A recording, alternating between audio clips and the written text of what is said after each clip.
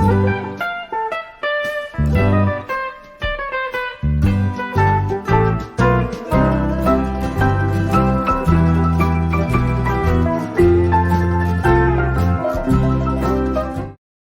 सभी को, मैं मत्तू केवट।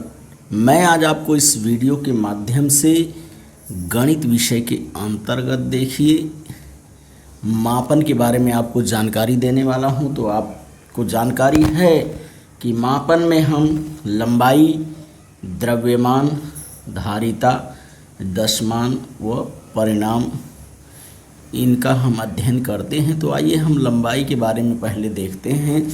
लंबाई देखिए, जैसे 1 सेंटीमीटर बराबर 10 मिलीमीटर होता है। मापन पट्टी पे आपको जानकारी है, इसका उपयोग आप प्रतिदिन करते हैं। तो 1 सेंटीमीटर बराबर 10 मिलीमीटर होता है और 1 मीटर बराबर 100 सेंटीमीटर होता है। 1 मीटर बराबर 100 सेंटीमीटर होता है, इसकी भी आपको जानकारी है। और 1 किलोमीटर बराबर 1000 मीटर होता है, इसकी आपको जानकारी है।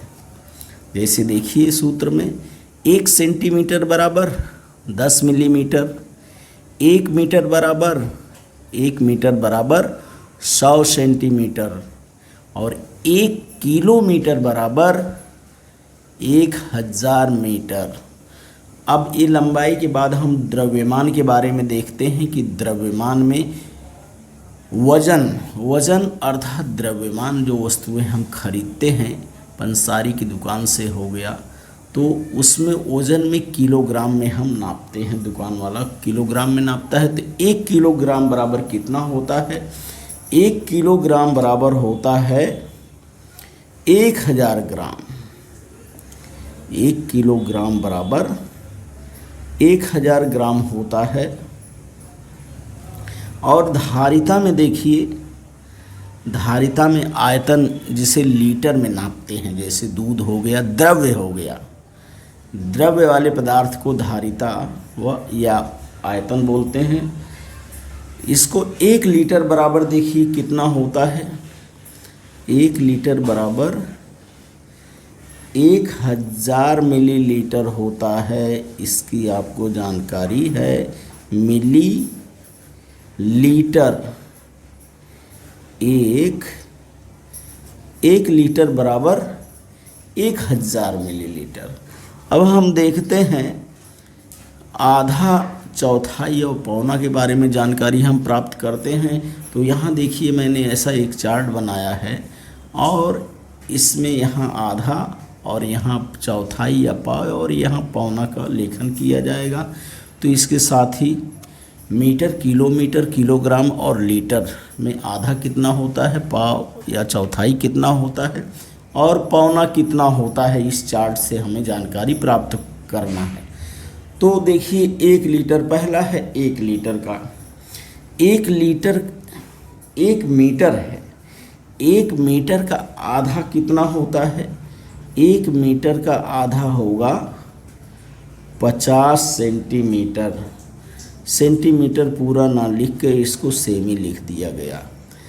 1 मीटर का आधा जो है 50 सेंटीमीटर होता है और 1 मीटर का पाव या चौथाई जो है वो 25 सेंटीमीटर होगा।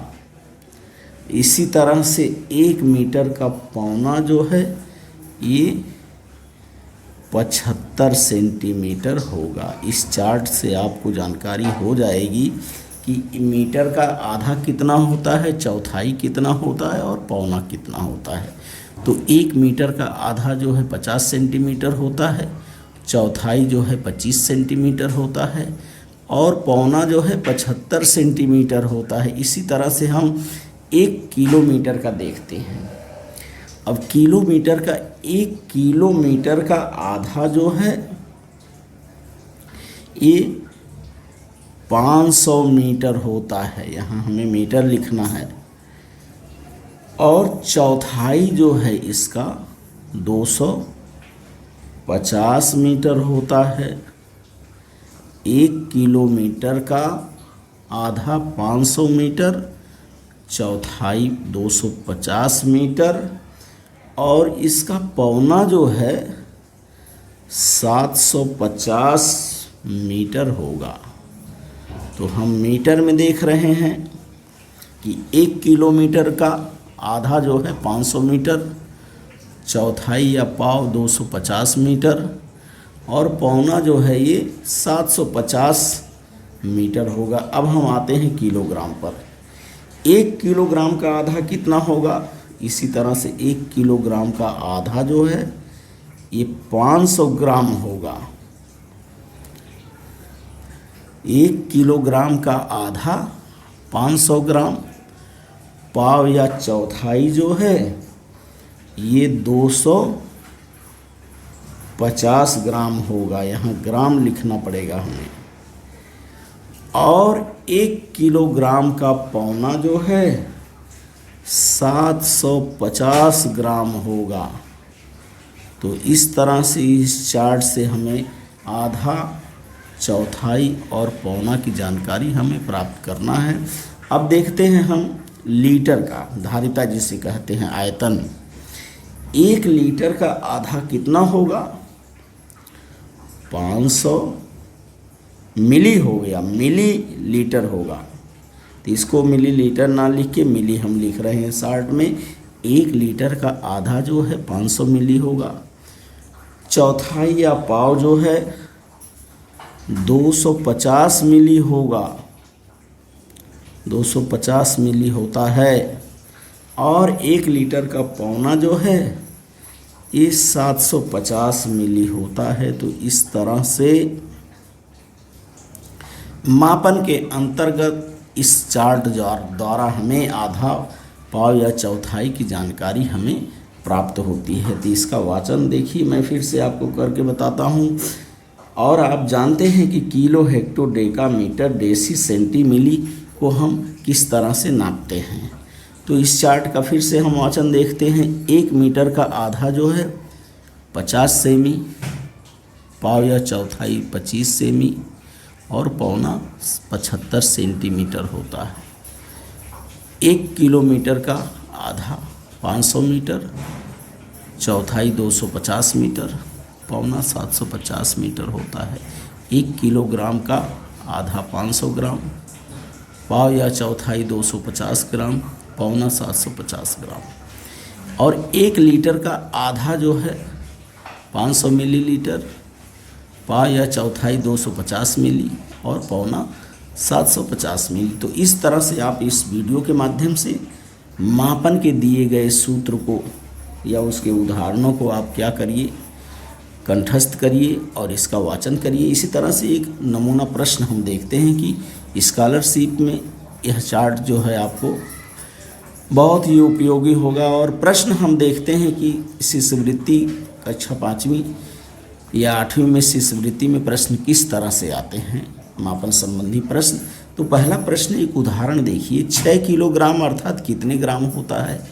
इसमें हमें 4 पर्याय दिए गए रहते हैं। पहला पर्याय है देखिए 6000 किलोग्राम, दूसरा है देखिए 6 ग्राम, तीसरा पर्याय है 60 किलोग्राम और चौथा पर्याय है 6000 ग्राम।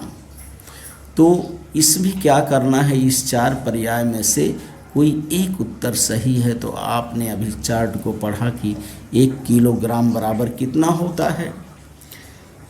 तो 1 किलोग्राम बराबर होता है 1000 ग्राम। तो हमें यहाँ प्रश्न पूछ रहा है 6 किलोग्राम बराबर कितना ग्राम होगा, ग्राम पूछा है। उत्तर में यहाँ कितने ग्राम होगा तो हमें ध्यान से देखना है कि यहाँ किलोग्राम है, यहाँ ग्राम है, यहाँ 60, यहाँ किलोग्राम है।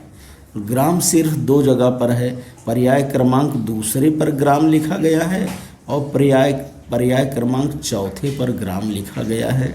तो 1 किलोग्राम बराबर 1000 ग्राम, तो 6 किलोग्राम बराबर 6000 ग्राम, अर्थात इसमें पर्याय क्रमांक चौथा जो है ये सही उत्तर है। तो उत्तर पत्रिका में हमें सिर्फ क्या करना होता है, इस उत्तर पत्रिका में जो गोल रहता है पर्याय क्रमांक का उसको रंगना रहता है। तो पर्याय क्रमांक 4 के गोले को हमने रख दिया और इस सवाल को जैसे 1 किलोग्राम बराबर 1 kg इक्वल टू 1000 ग्राम, तो यहाँ 6 kg पूछ रहा है। 6 kg बराबर कितना होगा, तो क्या करना होगा हमें, 1000 में 6 का गुणा कर देंगे तो हमें यहाँ प्राप्त हो जाएगा कितना, 6000 ग्राम हमें उत्तर मिल गया। तो पर्याय क्रमांक जो चौथा है ये इसका सही उत्तर है। तो इस तरह से आप इस वीडियो के माध्यम से मापन संबंधी दिए गए प्रश्नों को, उदाहरणों को हल करिए और इन सूत्रों को कंठस्थ करिए। धन्यवाद सभी को।